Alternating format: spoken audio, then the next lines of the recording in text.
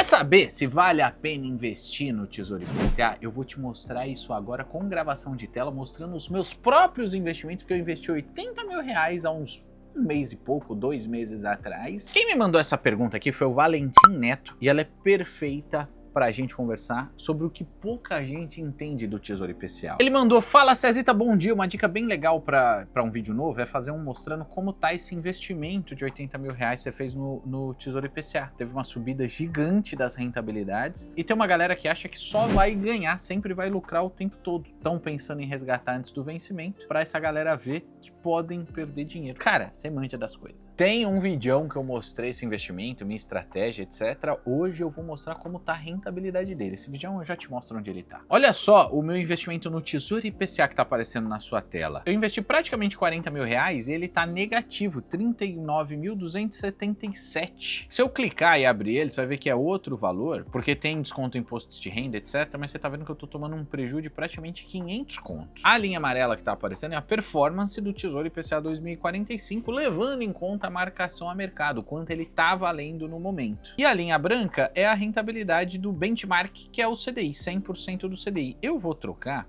para IPCA mais 6, justamente porque fica uma comparação mais razoável. Quando eu investi nessa aplicação, ele estava IPCA mais 7,2 aproximadamente. Então, se eu colocar IPCA mais 6 como benchmark na linha branca, vai ficar mais razoável a gente fazer essa comparação. E aí fica bem nítido que eu tô perdendo, né? IPCA mais 6 em 2025 teria acumulado, até a data de gravação desse vídeo, 3,48. Quando eu investi no Tesouro IPCA 2045, a rentabilidade aproximada que eu contratei era IPCA mais 7,2 aproximadamente, e dá para ver na linha amarela que ela tá perdendo pro IPCA mais 6, que seria o benchmark. Então eu nem precisava ver isso, porque dá pra ver que se eu apliquei 40 mil e tá valendo 39.500, eu tô tomando prejuízo caso eu decida vender agora. Lembrando que quem ficar até o fim do vencimento, se eu ficar, eu vou ter a rentabilidade combinada exatamente na vírgula. O outro investimento que eu fiz, aqui ó, deixa eu encontrar, Tesouro IPCA 2035, investi R$20 mil e ele tá valendo 20.500 arredondando. Se eu comparar com o CDI, ele rendeu 140% do CDI, rendeu um pouquinho mais, mas se eu comparar com o IPCA mais 6, ainda assim, quando eu investi, era IPCA mais 7,2, lembra que eu falei aproximadamente? Tá tudo lá no outro vídeo. E essa rentabilidade que eu tenho, apesar de não ser um prejuízo, eu tô lucrando, entre aspas, uns 500 conto, ainda assim é abaixo do que poderia ter acumulado de IPCA mais 7,2% proporcional a esse período investido. Então eu tenho uma marcação a mercado nesse investimento que não me favorece, mas isso não significa um prejuízo financeiro, porque os dias que já passaram ele já acumulou a rentabilidade da inflação medida pelo IPCA, mas mesmo assim, por conta da marcação a mercado, não é um momento vantajoso para eu vender esse título. Se eu rolar aqui para baixo, dá até para ver, ó, janeiro eu tive uma rentabilidade, se eu fosse chamar assim, positiva, fevereiro prejuízo e março uma rentabilidade mais gordinha, o que significou essa performance que eu tive até agora. Agora vamos ver o Tesouro IPCA 2029, eu investi R$20 mil também, ele tá valendo 20.600. Se eu colocar IPCA mais 6 como benchmark, dá para ver que eu ganhei um pouquinho do IPCA mais 6, IPCA mais 6 mais 0,08. Só que quando eu investi no IPCA 2029, ele estava mais de IPCA mais 7, significa que também eu tô tendo uma marcação a mercado que não me favorece, embora isso não signifique um prejuízo financeiro. Eu investi 20 mil, tá valendo hoje, caso eu queira resgatar, 20.600. Moral da história é que o Tesouro IPCA, ele pode ser sim um ótimo investimento, dependendo da sua estratégia. Se você se planejar para ficar até o fim, ainda mais as rentabilidades gordinhas como estão hoje, é maravilhoso. Se você não precisa resgatar antes, você pode suportar essa marcação a mercado que pode te dar prejuízos, como aconteceu no meu caso aqui, sem arrancar os cabelos. Tesouro IPCA não é feito para você contar com essa grana para liquidez diária, demorou? Ah, no fim desse vídeo eu vou dar o link daquele vídeo que eu gravei a tela mostrando toda a minha estratégia investindo os R$80 mil nessa aplicação, para você entender como funciona a minha cabeça. Olha essa aqui, ó, tenho medo de investir porque meu pai perdeu dinheiro com ações. Como superar isso? Total psicologia financeira e a minha pós de planejamento financeiro com ênfase em psicoterapia. Mas antes de eu falar isso, deixa eu me apresentar para quem não me conhece. Eu sou o Cezita Sperandio, esse é o Economia, que é a tradução dos investimentos. Aqui eu falo de liberdade financeira e vida simples todo dia. Então se inscreve aqui embaixo, você não vai perder nenhum vídeo novo.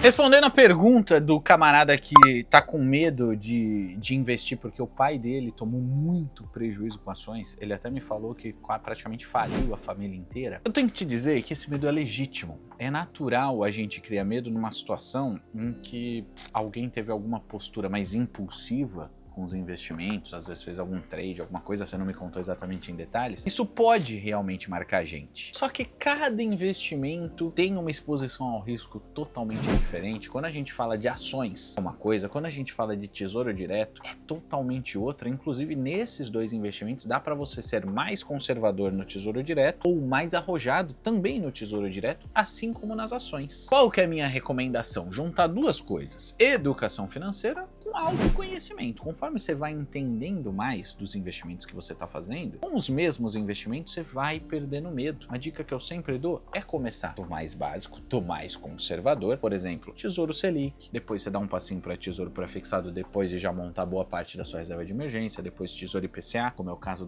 da primeira pergunta que eu falei. E aí você vai se expondo aos poucos a investimentos que podem ter mais volatilidade. Não necessariamente você precisa se obrigar a chegar um dia e investir em ações, mas pode ser que esse momento chegue. Eu falei autoconhecimento porque conforme você vai entendendo dos investimentos, você pode ir perdendo medo e entendendo que aqueles medos têm a ver com seus traumas, como foi no caso com seu pai, e as duas coisas vão se somando para eventualmente você chegar no momento e estar hiper confortável para investir em um monte de coisa. E se não tiver também, velho, tem gente que critica quem só investe em renda fixa. O Brasil é o país da renda fixa, tem ótimas rentabilidades. No último ano, com o Tesouro Direto rendendo absurdos de Selic alta, eu praticamente só investi nisso. Então eu não vejo nenhum problema se eventualmente você achar que tem que ser um investidor bem mais conservador. O Brasil propicia isso e tem ótimas estratégias para você seguir por aí sem se expor a um risco que talvez para você, nesse momento, não seja o adequado. E uma coisa, o erro que eventualmente seu pai pode ter cometido pode ser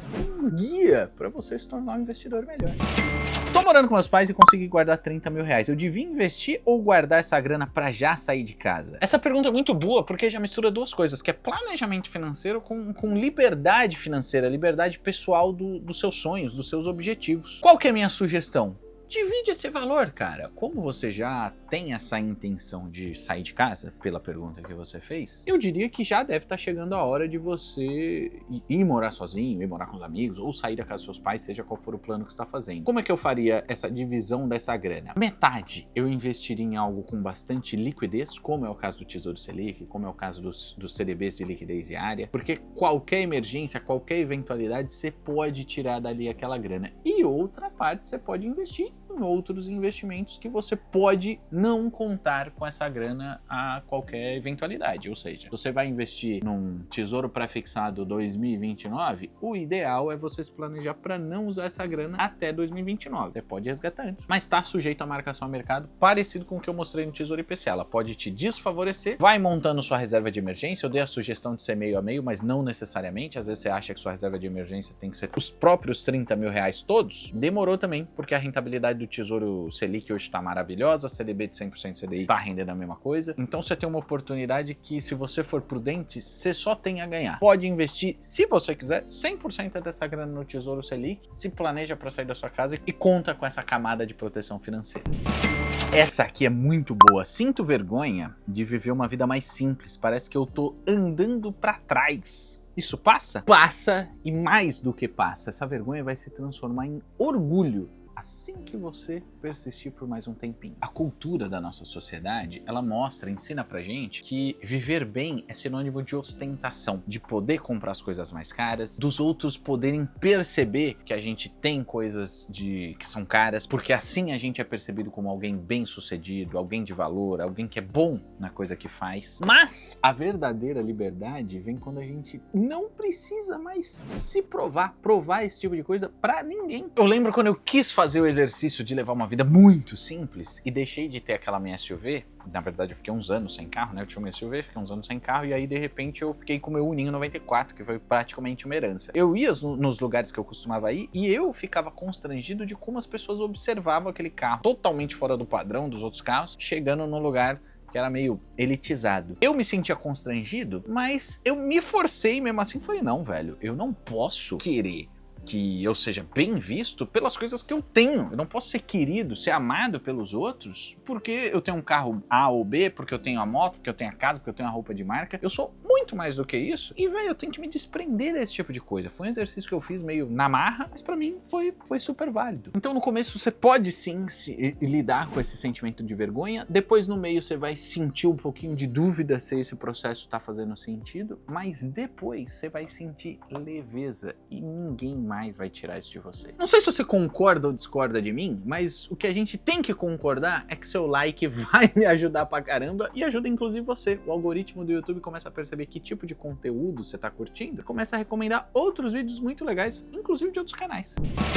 Como manter o foco nos objetivos financeiros sem ficar obcecado por dinheiro? Eu comecei a investir e eu não consigo pensar em mais nada. Essa pergunta aqui é ouro para os meus ouvidos. A gente tem que lembrar que dinheiro, ele é meio, ele não é fim. Quando a gente esquece disso, a gente pode ficar meio obcecado pela grana, principalmente porque a gente vê a grana rendendo um pouquinho mais, e tem gente que é obcecado pelos investimentos, tem gente que é obcecado pelo progresso no trabalho, de querer ganhar sempre mais, sempre mais. Se você lidar com isso de maneira saudável, é legal ter essa ganância, entre aspas, mas o ideal é não virar uma obsessão. O que eu quero dizer com um dinheiro ser meio e não fim? Quando a gente fica obcecado pelo dinheiro, pela rentabilidade dos investimentos, por ganhar mais dinheiro na nossa carreira, pode ser que a gente queira ganhar mais dinheiro pelo dinheiro, mas o dinheiro, ele é um mecanismo de a gente conseguir conquistar as coisas que a gente quer, sejam conquistas de adquirir alguma coisa, seja a nossa própria liberdade financeira de ter mais autonomia, de não ter que abaixar a cabeça para chefe babaca, de ter a tranquilidade de, se alguma coisa der errado, a gente poder contar com aquele dinheiro e saber que tudo vai dar certo. Isso é dinheiro ser meio. Agora, quando a gente só fica obcecado do dinheiro pelo dinheiro, vê o saldo da conta crescendo, a gente pode se perder pelo caminho e isso não é saudável. Eu, pessoalmente, eu gosto de tempos em tempos parar e revisitar meus planos. Eu me pergunto, por que eu tô economizando? Por que eu tô investindo? Se a resposta continuar sendo porque eu quero liberdade financeira, porque eu quero paz, porque eu quero tranquilidade, porque eu quero com tudo isso dar um conforto para quem eu amo, então, meu amigo, você tá no caminho certo. Lembre-se sempre disso, faz essa reflexão, que você vai tirar essa obsessão do seu caminho devagarzinho, sem se cobrar tanto. Ah, o vídeo que eu gravei a tela mostrando eu investir nos 80 mil, fazendo as contas do meu planejamento de qual era a minha rentabilidade esperada, qual que era a possibilidade de prejuízo do Tesouro IPCA, lembra? Tá tudo aqui em cima, clica aí que você vai entender melhor a minha estratégia. E entre CDB e Tesouro Direto, qual que é o melhor investimento para 2025? Eu fiz as contas e tá tudo nesse vídeo aqui embaixo. Não esqueceu do like? Clica nessa bolinha se ainda não é inscrito e a gente se vê na próxima.